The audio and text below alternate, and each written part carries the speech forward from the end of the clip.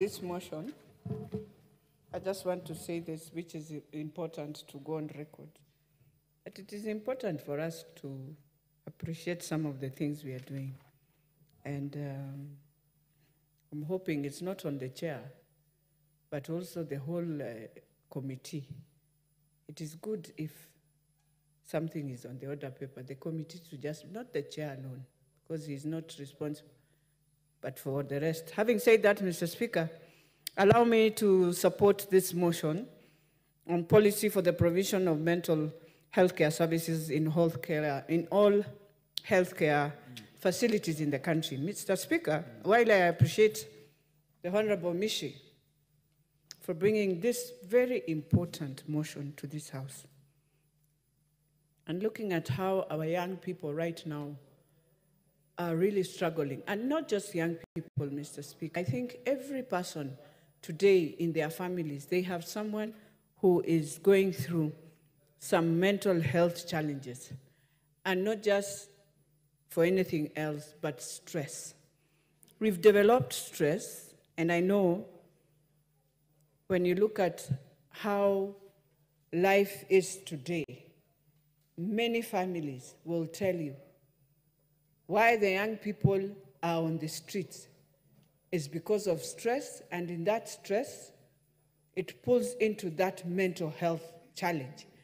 Even in our ministries, and I remember when I was in the ministry, we had developed now a policy after COVID that we shall have a department for public servants so that they are able to go and just go for counseling, try and check yourself. That is why in Kenya, we have very many people suffering from chronic diseases. And the reason why we have these chronic diseases is because of stress. And we've come to realize as a country, it's not just about money. It is just that social setup. What is best for someone to be in a mental care, to find yourself without stress?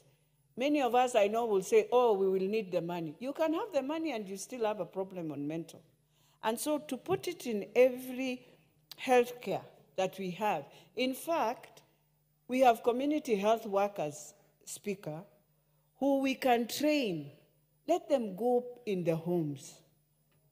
Let them visit homes. And these homes, when you start hearing someone how they are speaking, you realize why they are developing and finding themselves into mental challenges or disturbances or illness is because of just a few things that we are unable. That's why even our children, I'll tell you, Mr. Speaker, there is a young girl who will be buried maybe this weekend. And this young girl, the mother and the father were separated, yes, but at the same time had everything. But because of that, this girl went through a mental challenge until she decided to commit suicide when she's a university student. Today, Mr. Speaker, when you look at our universities, we've decided to take all the hostel. You know the days of privilege where you would walk into a university and it's the first time you are eating sausage? You know, it was in that, you know, there was some courtesy of now training you that when you are in this environment, you can sit on the table, you can have a meal, because maybe I've come from a family where we didn't even have the table to eat. Today we have subjected our students in an environment. When I look at Nairobi University, definitely you'll have mental stress because the hostel itself does not have curtains. The paint that was there during the time we were going to university is still the one. Nobody bothers to say you can even make it an environment. As much as the challenges are there, paint for them.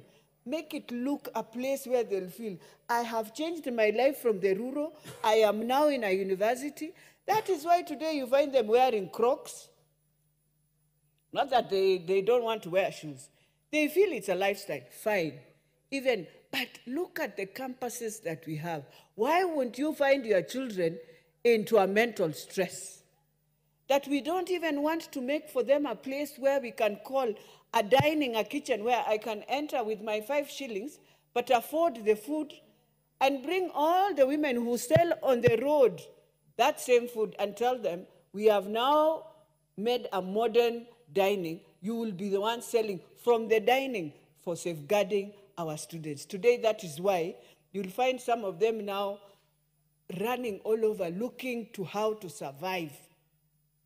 Why would they go through mental stress? We don't even have a health facility in the same universities to just help our students.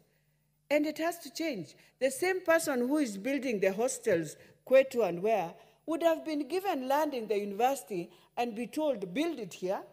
Let the students say, within the security vicinity of the university, but we shall have safeguarded many things. We've left them. Our university students from home is living in Githurai. Then the next thing, my son is in the cold in the morgue. I cannot question the university. No, no, no, no. As much as we are talking about this, Mr. Speaker, we must go back to where we started. We must bring relevance of why I am a student at the university. What is this that I have come to learn? How do I become a better leader, Mr. Speaker, if indeed I have gone through that hard life? How? How will I know goodness for my country? And that is what we are facing. That is why most of them, when you see them in the house, they will be on the phone, even your son, even my son, my daughter, because he or she feels, Mom, you're so busy. That is why when you listen to them at Eldoret in the music festival, we have very painful poems that are being said in that. You wonder, where are we as parents? Who are we? Look at the children that we gave birth in 2008. If you want to know, we really need these mental facilities and healthcare within our healthcare. Any Form 4 student today is a child that was born within 2008. You remember that time we had post-election violence? We have come, the same children, were the same children we decided we shall give them free laptops. We never gave them, Mr. Speaker. The same children came and find themselves in COVID, where they stayed home. There was COVID. The same children have gone for their school for 3 years, plus the days they will be for exams. I think some will be 70 days, some 77. So it means I have done my Form 4, 3 years, 77 days. I have finished my Form 4. Why would they have that challenge? That is where the government and the Ministry of Education should start thinking how they are doing the examination papers, so that we don't find our children feeling very disgruntled that it was during our time we had COVID, during our time we had floods, during our time we have a campaign where people did campaign and we were at home. All those things bring mental stress. And for us to change that, as I finalize, Mr. Speaker, is that we must support Honorable Mishi and to urge the national government through the Ministry of Health to collaborate with the counties and develop a policy to integrate mental health services in all. I would say the Ministry of Education should pick this and do it better for our children.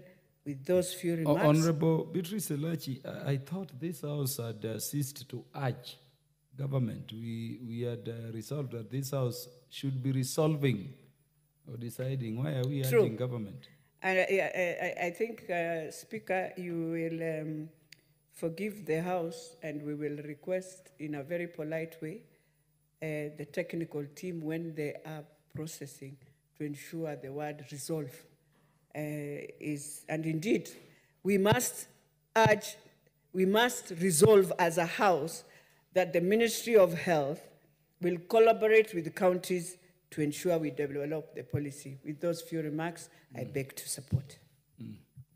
Honorable members, for those who do not have this motion, I would request you look at it. It's one of the most important the House could be debating at this point in time. It's one motion that should engage the House very, very deeply and very actively. Honorable Mutunga?